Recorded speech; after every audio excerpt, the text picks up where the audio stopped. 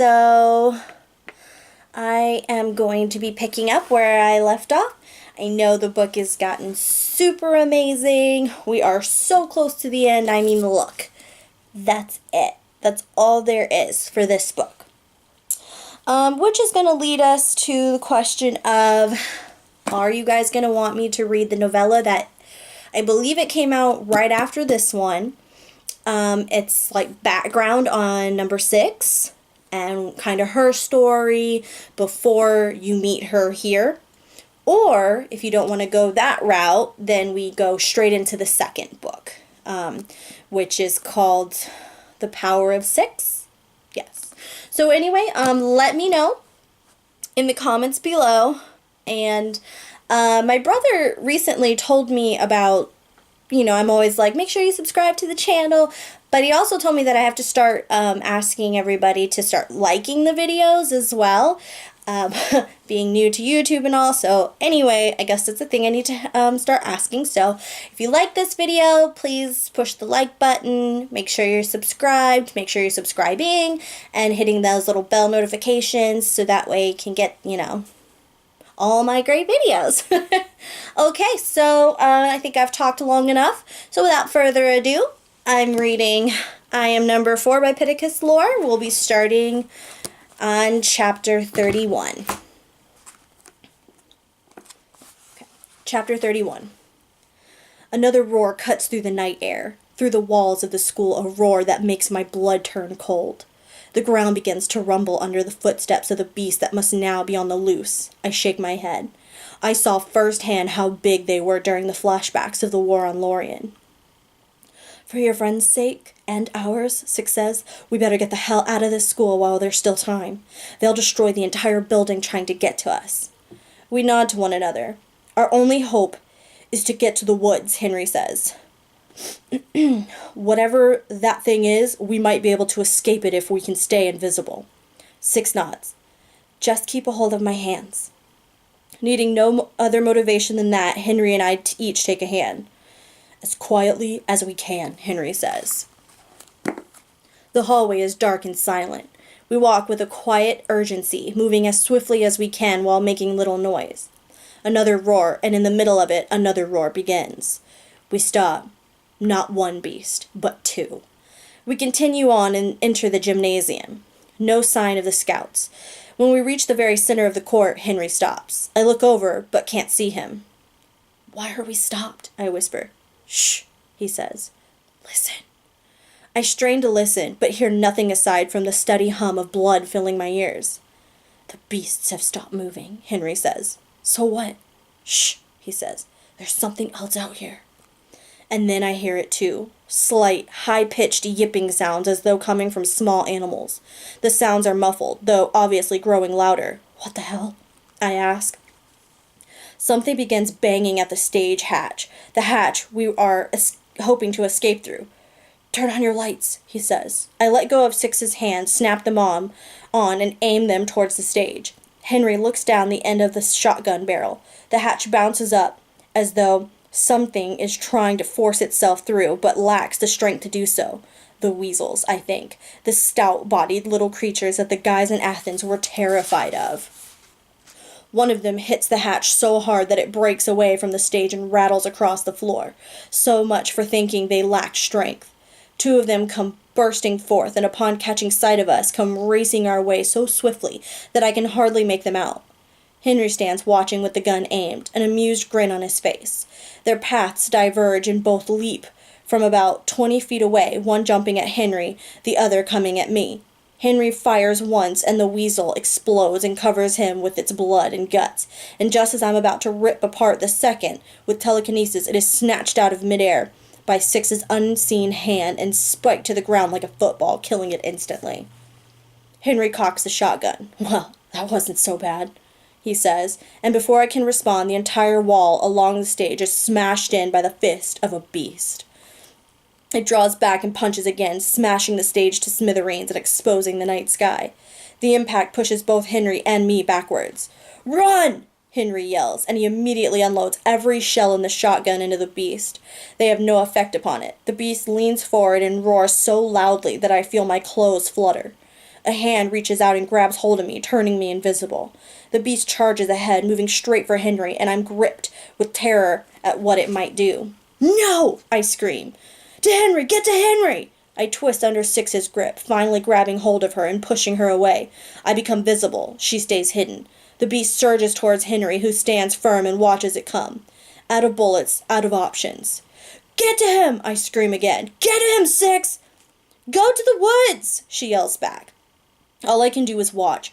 The beast must stand 30 feet tall, maybe 40, towering over Henry. It roars, pure wrath in its eyes. Its muscled and bulging fist rushes high in the air, so high that it breaks straight through the rafters and the roof of the school gymnasium. And then it falls, speeding down with such swiftness that it becomes a blur, like the blades of a spinning fan. I cry out in horror, knowing that Henry is about to be crushed. I can't look away. Henry, seeming tiny, standing there with the shotgun limply at his side. When the fist of the beast is a split second from him, Henry disappears. The fist crashes through the gymnasium floor, the wood splintering, the impact sending me crashing into the stands 20 feet away. The beast turns to me, blocking from view the place where Henry had just stood. "Henry!" I yell. The beast roars so that any response that might have come is drowned out. It takes one step towards me. "To the woods," Six had said. "Go to the woods." I stand and run as fast as I can to the back of the gym where the beast had just broken through. I turn to see if the beast is following. It is not. Perhaps Six has done something to divert its attention. All I know is that I'm on my own. Alone.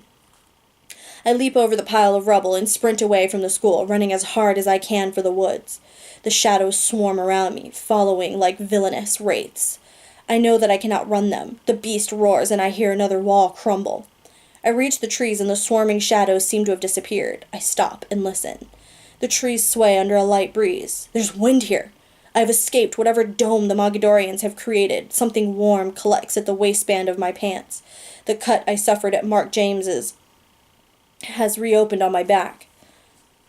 The school's silhouette is faint from where I stand. The entire gymnasium is gone, a pile of brick. The beast's shadow stands tall in the rubble of the cafeteria. Why hasn't it run after me? And where is the second beast we all heard? The beast's fist falls again, another room demolished. Mark and Sarah are there somewhere. I told them to go back, and I realize how foolish it was. I didn't anticipate the beast destroying the school if it knew I wasn't there. I have to do something to get the beast away. I take a deep breath to gather my strength, and as soon as I take the first step, something hard hits me in the back of the head. I fall face first into the mud. I touch where I've been hit, and my hand is covered in blood, drips of it falling from my fingertips. I turn around and see nothing at first, and then it steps out of the shadows and grins. A soldier. This is what they look like. Taller than the scouts, 7, maybe 8 feet tall, its muscles bulging beneath a black ragged cloak. Large, raised veins traverse the length of each arm. Black boots, nothing covering its head and its hair falling to its shoulders, the same pale, waxy skin as the scouts. A grin of self-assurance, of finality. In one of its hands is a sword, long and shimmering, made of some kind of metal I've never seen here on Earth or in my visions of Lorien. And it appears to be pulsing, as if it is somehow alive. I begin to crawl away, the blood dripping down my neck. The beast at the school lets out another roar, and I reach for the low branches of a nearby tree and pull myself up. The soldier is 10 feet away. I grip both hands into fists. It motions the sword nonchalantly towards me, and something comes out of its tip, something that looks like a small dagger. I watch the dagger twist in an arc, leaving a slight trail behind it like smoke from a plane. The light casts a spell that I can't look away from. A flash of bright light devours everything, the world dimming away into a soulless void. No walls, no sound, no floor or ceiling. Very slowly the shapes of things return, the trees standing like ancient effigies, whispering of the world that once was in some alternate realm where only shadows reside. I reach out to feel the nearest tree, the only touch of gray in an otherwise white world. My hand goes through it, and for a moment the tree shimmers as if it were liquid. I take a deep breath. When I exhale, the pain returns to the gash on the back of my head and the tears down my arms and body from the James house fire. A sound of dripping water comes from somewhere. Slowly. The soldier takes form, 20 or 30 feet away, giant-like. We take each other in. its sword glowing more brightly in this new world. Its eyes narrow and my hands again clench into fists. I've lifted objects far heavier than it. I've split trees and I've caused destruction. Surely I can match its strength with my own.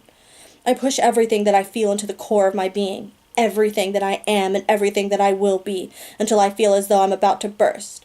Yeah! I yell, and I thrust my arms forward. The brute force leaves my body, raging towards the soldier. At the same time it sweeps the sword across its body as though swatting a fly. The power deflects into the trees, which dance for a brief moment like the grain in a wheat field, waving in a light wind, and then they become still. It laughs at me. A deep, guttural laugh meant to taunt. Its red eyes begin to glow, swirling as though lava-filled. It lifts its free hand, and I tense myself against the unknown. And without my knowing what has happened, my throat is in its grip, the gap that has separated us closed in the blink of an eye. It lifts me, one-handed, breathing with its mouth open so that I can smell the sour stench of its breath, the smell of decay.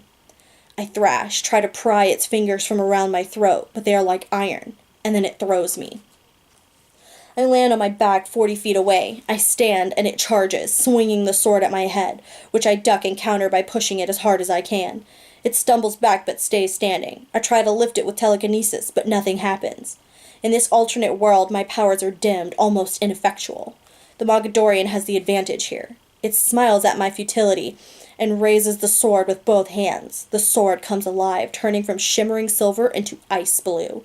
Blue flames lick across the blade, a sword that glows with power just as Six had talked about. It swings the sword in my direction, and another dagger comes flying off the tip, straight at me. This I can do, I think. All the hours in the backyard with Henry preparing for this very thing. Always the knives, more or less the same as a dagger. Did Henry know they would use them? Certainly, though in my flashbacks of the invasion I had never seen them. But I had never seen these creatures either. They were different on Lorien, not quite as sinister looking. On the day of the invasion they looked sickly and starved.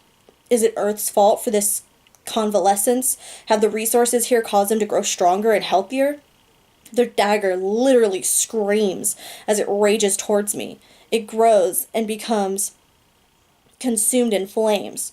Just when I'm about to deflect it, it explodes into a ball of fire, and the flames jump to me. I'm trapped within it, consumed in a perfect sphere of fire. Anyone else would burn, but not me. And somehow it causes my strength to return. I'm able to breathe. Without the soldier knowing it, it has made me stronger. Now it's my turn to smile at its own futility.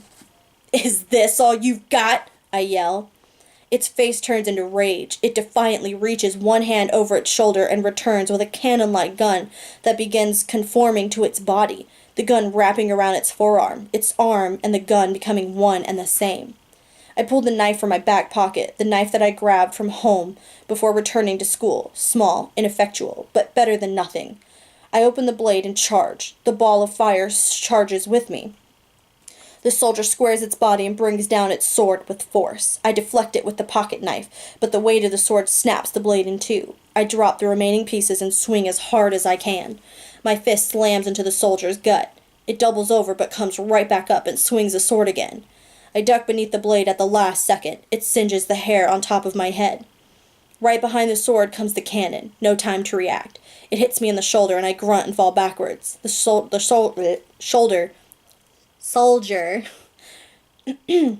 regroups and points the cannon in the air. I'm confounded at first.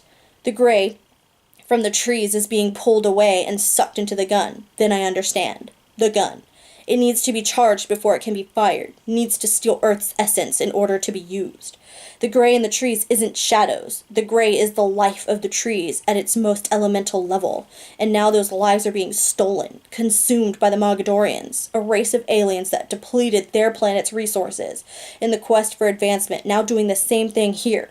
That is the reason they attacked Lorien. The same reason they will attack Earth.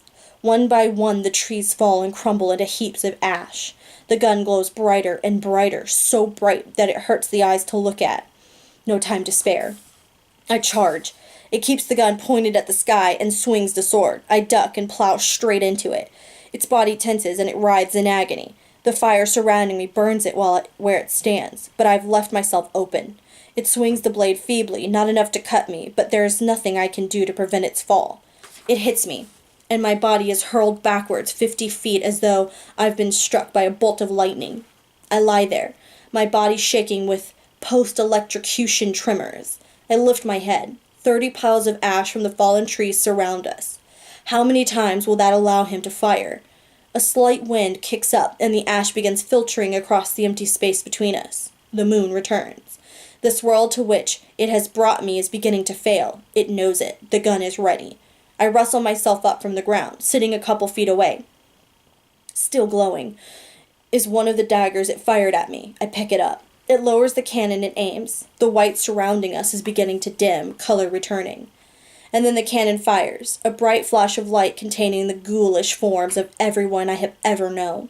Henry, Sam, Bernie Kosar, Sarah, all of them dead in this alternate realm, and the light so bright that they are all I can see, trying to take me with them, raging forward in a ball of energy growing as it nears. I try to deflect the blast, but it's too strong. The white makes it as far as the fiery enclosure, and when the two touch, an explosion erupts, and the power sends me backwards. I land with a thud. I take inventory. I'm unharmed. The ball of fire has extinguished. Somehow it has absorbed the blast, has saved me from what I am certain would have been death. Surely that is how the cannon works, the death of one thing for the death of another. The power of the mind control, manipulation that plays on fear, possible through the destruction of the elements of the world. The scouts have learned to do this weakly, with their minds. The soldiers rely on weapons that produce a much greater effect. I stand. The glowing knife still in my hand. The soldier pulls some sort of lever on the side of the cannon as though to reload it. I sprint towards it. When I'm close enough, I aim for its heart and hurl the knife as hard as I can. It fires a second shot, a torpedo of orange raging its way, the certainty of a white death coming mine. They cross in midair without touching, just when I expect that second shot to hit, to bring upon the death. Something else happens instead. My knife strikes first. The world vanishes. The shadows fade, and the cold and the dark return as though they had never left. Virginous transition? Virginous? Okay. Transition. I take a step backwards and fall. My eyes adjust to the dearth of light. I fix them on the dark figure of the soldier hovering over me. The cannon blast didn't travel with us. The glowing knife did. The blade sunk deeply into its heart, the handle pulsating orange beneath the moonlight overhead. The soldier staggers, and then the knife is sucked in deeper and disappears. It grunts. Spurts of black blood pump from the open wound. Its eyes go blank, then roll back into its head. It falls to the ground, lies motionless, and then explodes into a cloud of ash that covers my shoes. A soldier.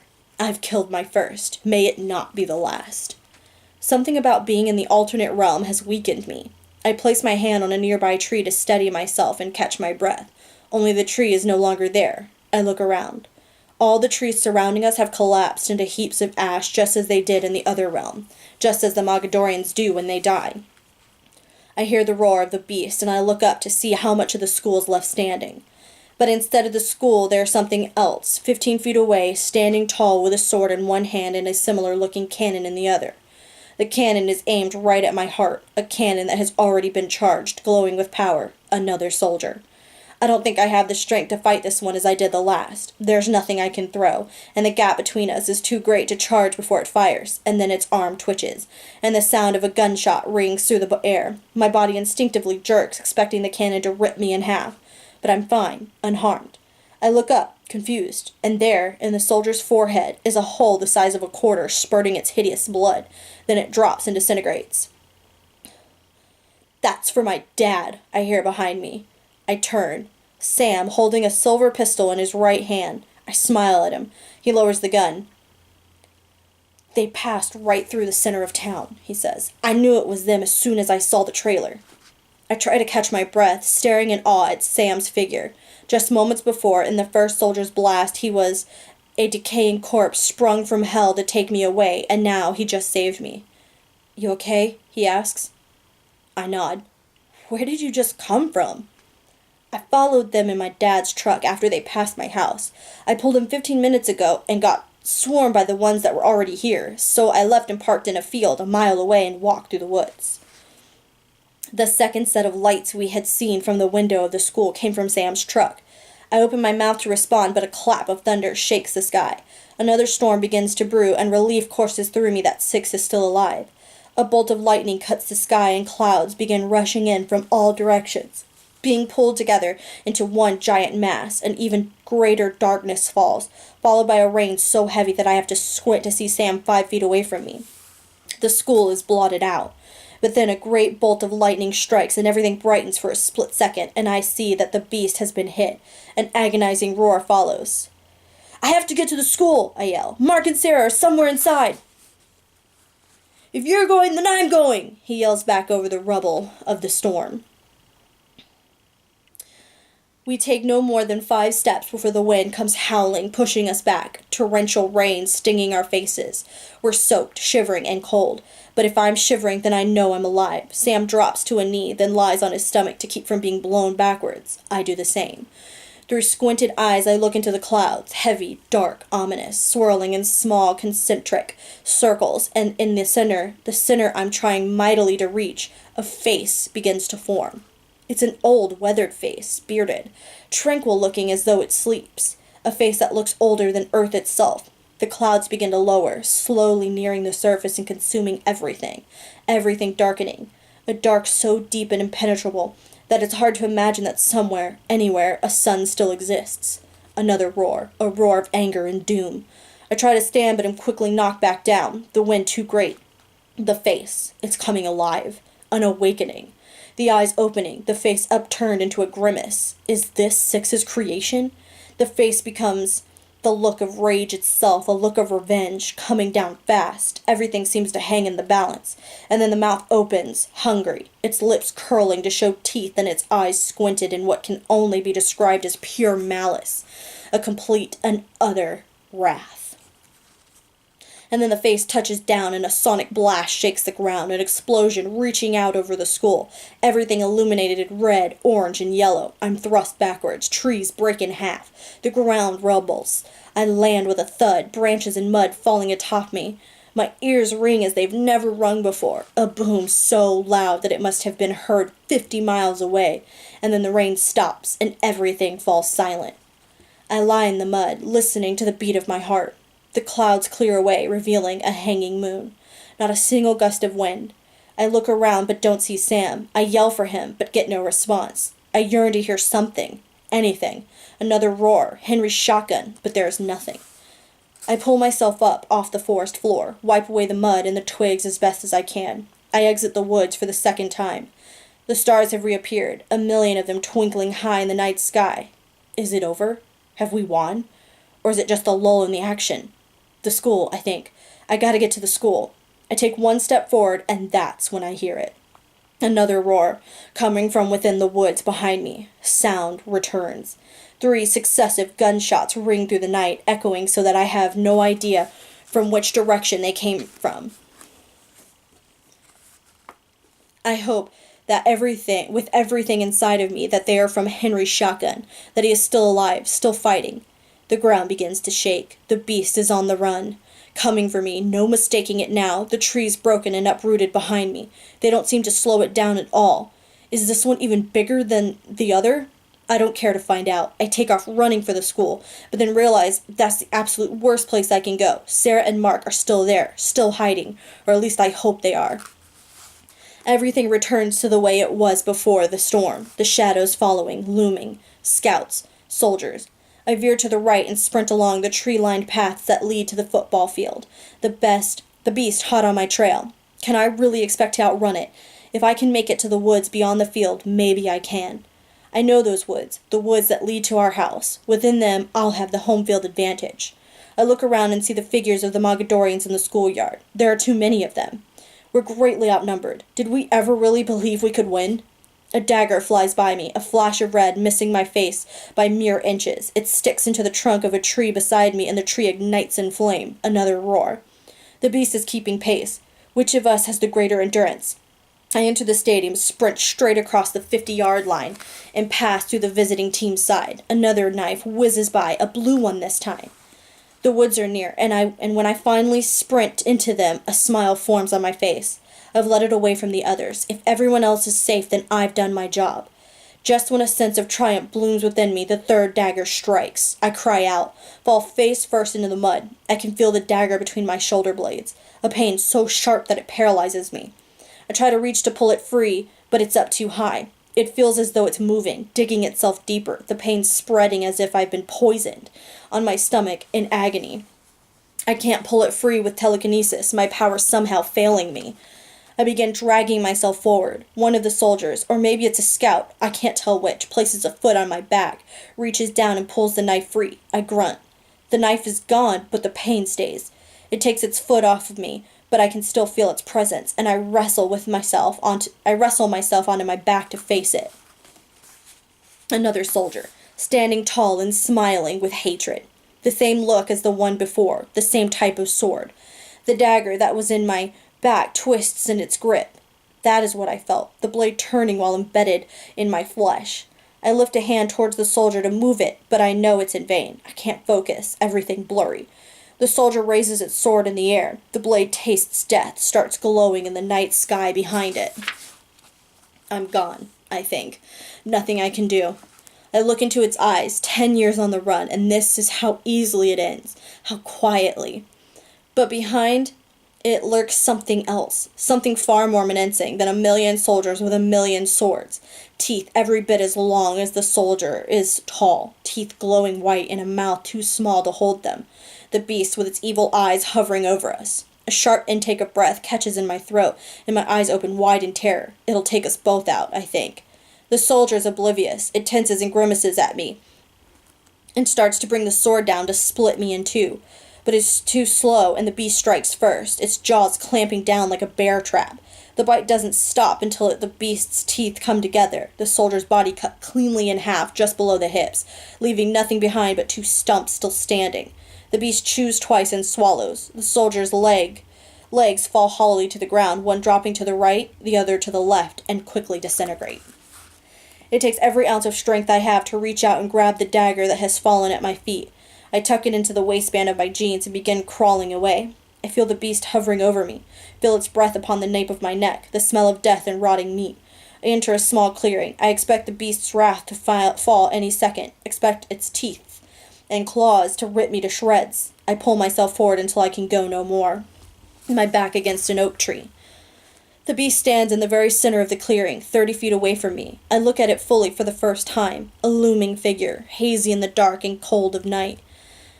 Taller and bigger than the beast at the school, 40 feet, standing upright on two hind legs, thick gray skin stretched over tightly over slabs of bulging muscle, no neck, its head sloped so that its lower jaw protrudes farther out than its upper. A set of fangs points towards the sky, another set points to the ground, dripping blood and drool. Long, thick arms hang a foot or two above the ground, even while the beast stands straight, giving it the appearance of slightly leaning forward. Yellow eyes. Round discs at the sides of its head that pulsate with the beating of its heart, the only sign that it has any sort of heart at all. It leans forward and brings its left hand to the ground. A hand, complete with stubby short fingers, with claws like a raptor, claws meant to rip apart anything that they touch. It sniffs at me and roars. An ear-splitting roar that would have pushed me backwards if I weren't already against a tree. Its mouth open, showing what must be 50 other teeth, each one every bit as sharp as the next. Its free hand thrusts away from its side and splits in half every tree that it strikes, 10, 15 of them. No more running, no more fighting. Blood from the knife wound runs down my back, my hands and legs are both shaking. The dagger's still tucked into the waistband of my jeans, but what's the point in grabbing it? What faith is there in a 4-inch blade against a 40-foot beast? It would be the equivalent of a splinter. It'd only make it angrier. My only hope is to bleed to death before I'm killed and eaten. I close my eyes and accept death. My lights are off. I don't want to see what is about to happen. I hear movement behind me. I open my eyes. One of the Mogadorians must be moving in for a closer look, I think at first, but I know immediately that I'm wrong. There is something familiar about the loping gait, something I recognize in the sound of his breathing. And then he enters the clearing. Bernie Kosar. I smile, but the smile quickly fades. If I am doomed, there's no point in him dying too. No! Bernie Kosar, you can't be here. You need to leave, and you need to run like the wind. Get as far away as you can. Pretend you've just finished our early morning jog to the school and that it's time to return home. He looks at me as he walks up. I'm here, he seems to say. I'm here, and I will stand with you. No, I say aloud. He stops long enough to give my hand a reassuring lick. He looks up at me with his big eyes, his big brown eyes. Get away, John, I hear in my head. Crawl if you have to. Crawl, but get away now. The blood loss has made me delusional. Bernie seems to be communicating with me. Is Bernie Kosar even here, or am I imagining that as well? He stands in front of me as though in protection. He begins to growl, low at first, but it grows to a growl every bit as ferocious as the beast's own roar. The beast fixates on Bernie Kosar, a stare down. Bernie Kosar's hair is raised down the center of his back, his tan ears pinned to his head. His loyalty, his bravery, very nearly making me weep. He's 100 times smaller than the beast, yet he stands tall, vowing to fight. One quick strike from the beast and all is done. I reach my hand out to Bernie Kosar. I wish I could stand and grab him and get away. His growls are so fierce that his whole body shakes, tremors coursing through him. And then something begins to happen. Bernie Kosar begins to grow. Okay, so that was the end of chapter 31. Wow, that was a really long chapter. It actually took the whole 30 minutes, actually a little over. So that's a 30-minute video. We'll pick back where we left off on chapter 32. I know it's like super crazy, super interesting. Just so you guys know, there are only 34 chapters. So we'll be done really soon. Okay, and so that is Reading by Ree. Until next time, bye.